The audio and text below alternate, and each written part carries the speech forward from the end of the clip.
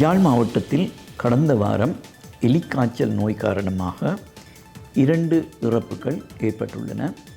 கரவெட்டி, சாவகச்சேரி சுகாதார வைத்திய அதிகாரி பிரிவுகளிலே இந்த இறப்புகள் ஏற்பட்டிருக்கின்றன. கடந்த வருடமும் இதே காலப்பகுதியிலே நவம்பர் டிசம்பர் மாத காலப்பகுதியிலே யாழ்ப்பாண மாவட்டத்திலே எலிக்காய்ச்சல் நோய் காரணமாக 8 இறப்புகள் ஏற்பட்டிருந்தன.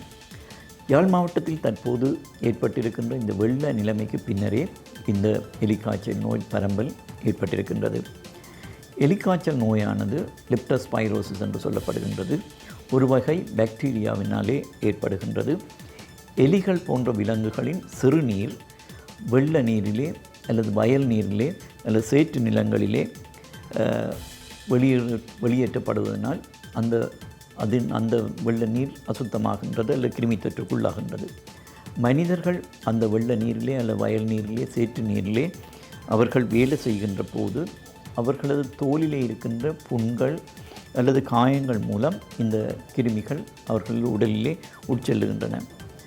இந்த நோய் ஏற்படுகின்ற போது கடுமையான காய்ச்சல், கடுமையான தசைவலி, கடுமையான தலையிடி, இருமல், கண்கள் செந்நிறமாதல், வாந்தி, சிறுநீருடன் குருதி வெளியேறுதல், சிறுநீர் வெளியேறும் அளவு குறைதல் போன்ற அறிகுறிகள் ஏற்படலாம். இதனால் மனித உடலிலே சிறுநீரகம், சுவாச தொகுதி, ஈரல், இருதயம், மூளை போன்ற உறுப்புகள் பாதிக்கப்பட்டு மரணம் ஏற்படலாம். இந்த நோயானது பெரும்பாலும் வயல்கள், சேற்று நிலங்களிலே வேலை செய்கின்ற விவசாயிகள் மத்தியிலும், கடல் நீர் ஏரிகளிலே மீன்பிடி தொழிலிலே ஈடுபடுகின்ற தொழிலாளர்கள் மத்தியிலும் அதிகமாக இந்த நோய் காணப்படுகின்றது.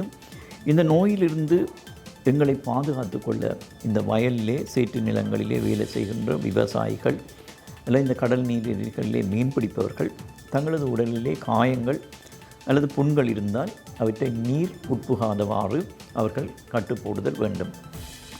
அடுத்ததாக இந்த வெள்ள நீரிலே அசுத்த நீரிலே பணியாற்றுகின்ற சுத்திகரிப்பு தொழிலாளர்கள், குறிப்பாக உள்ளூராட்சி மன்றங்களிலே பணிபுரிகின்ற இந்த சுத்திகரிப்பு தொழிலாளர்கள் அவர்கள் தங்களுடைய கை கால்களுக்கு பாதுகாப்பு அங்கிகளை அணிந்து கொள்ள வேண்டும்.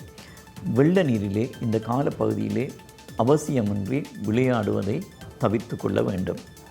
இந்த வயல்களிலே சேற்று நிலங்களிலே வேலை செய்கின்ற விவசாயிகளும், கடல் நீர் ஏரிகளிலே பணிபுரிகின்ற மீன்பிடி தொழிலாளர்களும், உள்ளூராட்சி மன்றங்களிலே வேலை செய்கின்ற அல்லது ஒரு சுத்திகரிப்பு தொழிலாளர்களும் இந்த நோய்க்கான தடுப்பு மருந்தை உங்களது பிரதேசத்துக்குரிய சுகாதார வைத்திய அதிகாரி பணிமனைகளிலே அல்லது உங்களுடைய பிரதேசத்துக்குரிய பொது சுகாதார பரிசோதகரிடமிருந்து நீங்கள் பெற்றுக்கொள்ளலாம்.